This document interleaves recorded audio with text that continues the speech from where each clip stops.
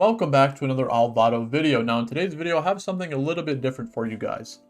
Instead of analyzing the game of a top level challenger like what I normally do, instead we're going to be analyzing a game from a Master 0 LP player from Reddit. There was this guy who goes by the name of Yace, and he made this post saying, I'm hardstuck masters, and in order to climb further, I'm trying to work on my gameplay by recording and reviewing my mistakes. That's exactly what you should do if you're trying to improve. I applaud this guy for, having the balls to record his game and then just put it on Reddit for everyone else to judge. And I was going to make a post about it because, I am down to just help other players learn. That's kind of why I made this channel in the first place. Speaking of helping people, join my Discord. We're now almost at 150 members, and if you want to be up to date with current TFT stuff, you want to ask questions, if you want to look for other people to play the game with, join my Discord. Okay, so I'm going to read over this post and then we're going to get into the game. He says, I've experienced a situation that I'd like to discuss here to see how I should have played it. And then he posted this YouTube video, which is what we're going to watch. You can start watching earlier, but long story short, I high rolled an early Salas plus mech emblem, manage a very long win streak, and a good anima squad stacking. I spotted so many mistakes already, positioning, blah, blah, blah. Please feel free to point out all the mistakes you see, and then he kind of goes into some key mistakes. Okay, so I'm gonna back up a bit. So he started the video from this spot. I did watch most of the entirety of the game, and I think it was correct of him to choose to start the game from this spot. To catch you up to speed, before we get into this augment, you can kind of see he had a mech crown, which gives you a mech emblem and a Titan's resolve. And then he got rich get richer. And then it seems like he had an anima squad opener pretty early. I know that because he had approximately 45 anima squad stacks, which means he's killed 45 units along the course of the game. And that gives his team approximately 230-ish HP. Okay, so now we can get to this spot in the game. And I'm not going to harp on this for too long because basically everyone in the Reddit, they kind of opened up the game, and this is the first most important decision that you see when you start watching the VOD. And since he was asking for advice, people don't have all the time in the world. So they just kind of saw that he made a incorrect choice in choosing his hero augment. And a lot of people had just basically posted about how he should just be picking his hero augment better. And, they're not wrong, of course. He did have his reroll, and he could have chosen between, basically each hero augment that he saw there just didn't really provide much value to his team. I think he just went for the set because it at least gave him a locket. But if you look at his current board, he's literally sacking his set. And so, half of the reason why that set augment is so strong is because it also, you're supposed to be playing around set, because set provides a shield for himself, and then when that shield breaks, he also regenerates that shield. But he also doesn't even pick up the orb and place the locket. But either way, yeah, like I said, a lot of people had harped on that, so I'm not gonna talk about that too much. But I think what a lot of people didn't end up pointing out is this pretty big flaw that I noticed after watching him play. I'm gonna start speeding up the game now so that we can kind of get going. But yeah, so since he has this anima squad, he's playing around 5 anima squad, and he has a lot of stacks, I think he feels pretty obligated to commit to playing around anima squad. He has pretty decent misfortune items, so he's, his game plan right now is to just play this anima squad board until he finds misfortune, itemize misfortune, and then try and win the game from there. And before we get into this game, Yace had talked about how he thinks that he's hard stuck. That's what he considers himself as. But take a look at his scores over there. If you can play 10 games and not go 8th a single time, then I would say that you're in a pretty good spot. Even if you think you're going up and down in the ranks, if you just never go 8th, then your general fundamentals for how you should be playing the current meta are there. And the other thing that you know, maybe you'd be able to consider yourself hard stuck is if you never go first. But you can see he has a first place there. He has 3 seconds. If you never go first in, say, like 10 or 20 games, and you have a lot of pot 4s, then that might be another reason to maybe consider yourself being hard stuck, because you lack the general idea of what you need to be doing in like the late game to finish games off. You know, if you play 10 or 20 games, at least one of them is going to be high roll. You should be able to convert that into a win. And so if you're not able to convert that into a win, then maybe there is like some form of fundamental issue at hand. Okay, so one of the first things that we can talk about is that he has Rich Get Richer, and he's been greeting you know, this Econ for a really long time. And you might be thinking, okay, he's greeting this Econ so that he can go level 9 and then cap his board around level 9. But no, he doesn't choose to do that, which, first of all, I think is the correct choice. Look at his board. You know how many units he can like upgrade? You know how many better units there are than units on his board? He's currently playing 7 Anima Squad, which yes is a really strong trait, but if you're sitting on 50 gold on level 8, you know, you can drop a Vayne 1 and a Nasus for basically any 2-star 4 cost in the game, and it's going to be stronger than what you currently have. You know, think about what this Vayne is doing. I mean, like, look at the damage. Look at the damage right here. Nasus 500 damage, Vayne 1500 damage. Honestly, 1500 damage is kind of a lot for a Vayne 1. But still, you know, of course, you could play a Zac 2, you could play a Belveth 2, you could play a Sejuani 2. There's so many units that are just better than the units that you currently have, and you don't really have the health to be able to commit to, like, you know, playing too many bad units on your board. And he's gonna go to level 9 here, which I can already tell you is the incorrect play, but first of all, I want to talk about his item decision making. He gets shown Cloak, Sword, Glove after, you know, popping the Anvil. And instead of choosing to go Declaw and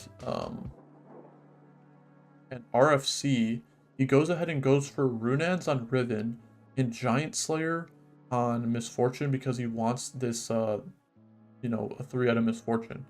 Now, I don't think that the decision between choosing like Giant Slayer and Runaan's is bad. Like, I'm pretty sure Giant Slayer is easily the strongest item here, even if you have to make a trash item. But the thing is, if we rewind back to the spot where he had this Riven on his board, why did he put this Cloak on his Riven?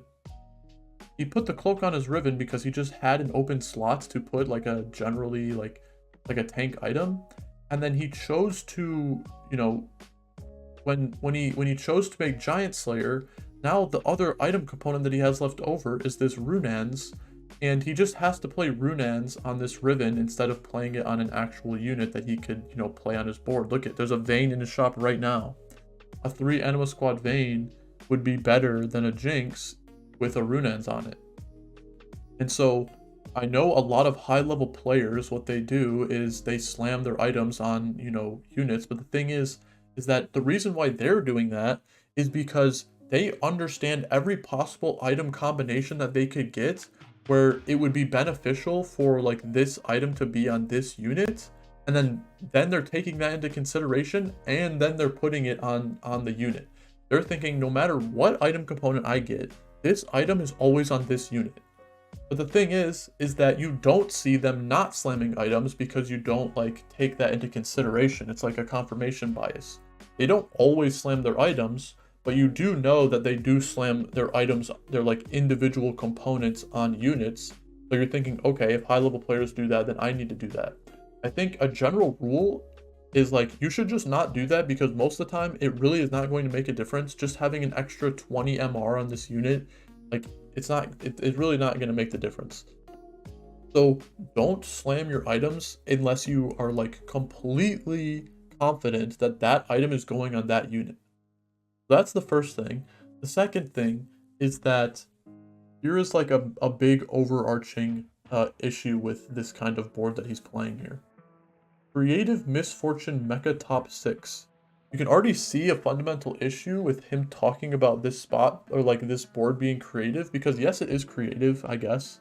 But the issue is something is creative. Like when you're opening yourself up to the world of competitive TFT, something is creative when it prevents you from, bot foring. When it prevents you, like if your spot was an 8th and it gets you to be a 6th, then yes, you can call like a play creative if it is like if it actually is like a creative play. But if you're doing a creative play to get like a spot where you should be top 4ing and go 6th, then it's not a creative play anymore. It's just an incorrect play. And so we can see that, like, yes, his traits look real nice and fancy over here. He has 5 back in, he has 4 ace in, he has his anima squad. But the issue is that he's valuing traits so much more than like actual board strength. Why do you need to play a Mordekaiser and a Samira and a Draven just to get 4 ace in, when you could very easily be playing much stronger units around this misfortune that, actually give your board like a lot more strength? I watched Setsuko the other day play a game where he top 4'd from a spot where he basically was just playing random upgraded frontline units, and then he had 2 Belveth 2s, and that's what he was carrying. You want to know why he was able to do that? Is because he wasn't prioritizing making a comp, he was just prioritizing playing his strongest board. I want you to look at every single unit on his board. Which ones are replaceable? If he wants to play this comp that he's trying to fit in, which units can he drop from this spot? Literally just Echo. Echo is like replaceable with anything. He also didn't put in Fiddlesticks over this Echo. He definitely should have. 2 Aegis, I mean, Aegis is like is a trait for sure, but it's not stronger than this Fiddlesticks if you're playing around mech. But the issue is that what happens when you get an upgraded 2 cost, or I mean an upgraded 4 cost that you want to play over, this Samira that's doing nothing for your board, or this like Mordekaiser that, a Mordekaiser 1. Like, what happens when you get a unit that's stronger than a Mordekaiser 1? You can't put it in because you're trying to, play a comp. He has, let's think about which units can he not drop. He definitely can't drop Misfortune because he's playing around Anima Squad for the entirety of the game, and he doesn't want, and he has like good, AP items. Makes no sense to drop Misfortune. He really doesn't want to drop Set because he has, the support hero augment for it. It doesn't really make any sense to drop Set. Okay, so since you can't drop those 2 units, which units can you also not drop if you're playing those units on your board? He has a mech spat and he has an Anima Squad spat. So in order to have 3 mech in, he just needs 1 other mech, and in order to have 3 Anima Squad in, so that he guarantees like still gets the Anima Squad stacks, he just needs 1 other Anima Squad unit in. So he needs to play 4 units. Set, Misfortune, +1 mech, +1 Anima Squad. Other than that, he should be leaving the rest of the 5 units open to being anything. It should be the strongest units that he can play. But the issue is that he's too focused on playing around 4 ace and 5 mech, even though that like they're not going to be stronger for his board. He's just trying to like make the excuse that it is stronger, and so like that's what he's going to play around. I can tell you right now, Fiddlesticks 1, Sejuani 2, maybe an Alistar with like another Aegis, any like upgraded like 4-cost backline unit, a 2-star Belveth, a lot of that would be stronger than what he currently is playing. You can see he loses to a Belveth 3, which like, okay, he lost to a Belveth 3. So, maybe in like a different world, he's able to top 4 here because his board is probably stronger than Belveth 3. But that's like besides the point. The fundamental flaws of kind of what I talked about still stand. And, hopefully you learned something from this video. There's lots to learn. Like the video if you liked it, and I'll see you in the next one.